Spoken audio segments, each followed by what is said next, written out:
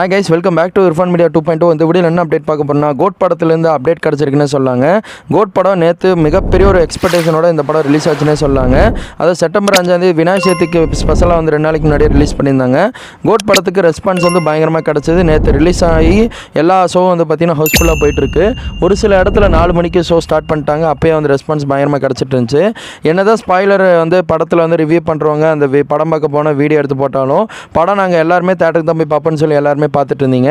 இப்போ world wise கலெக்ஷனில் எவ்வளோ வந்திருக்குன்னு சொல்லி கேட்டிங்கன்னா, அதாவது 126 கோடி புள்ளி 32 கோடி வந்து வசூல் எடுத்திருக்குன்னு சொல்லியிருக்காங்க.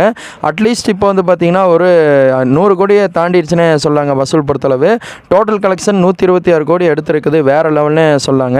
ஆனால் லியோ பொறுத்தளவு ஃபஸ்ட் நாள் கலெக்ஷன் வந்து பார்த்திங்கன்னா 148 கோடி எடுத்துச்சு. ஆனால் இருந்தாலும் கம்மியாக தான் இருக்குன்னு ஃபீல் பண்ணுறத விட கோட் படத்துக்கு இவ்வளோ ரெஸ்பான்ஸ் கிடைக்கும்னு அன்ஃபார்ச்சுனேட்லி யாருமே எதிர்பார்த்துருக்க மாட்டோம். அந்தளவு கிடச்சிருக்குன்னே சொல்லாங்க.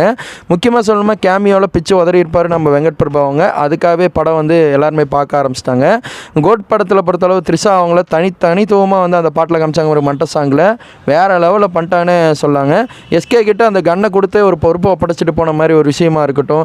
அப்புறம் உங்களுக்கு நீ யார் ஃபேனுப்பா அப்படின்னு சொல்லி தலை ஃபேனு சொல்கிற சீனாக இருக்கட்டும், டோனி சீனோட ரெஃபரன்ஸ் சீனாக இருக்கட்டும், எல்லாமே வேறு லெவல் பண்ணிட்டாங்க. தேட்டரில் பயங்கர மாஸ் பண்ணிட்டாங்க. இப்போது இதோட கலெக்ஷனை பற்றி நீங்கள் நினைக்க உங்கள் கருத்தை வந்து கமெண்டில் சொல்லுங்கள்.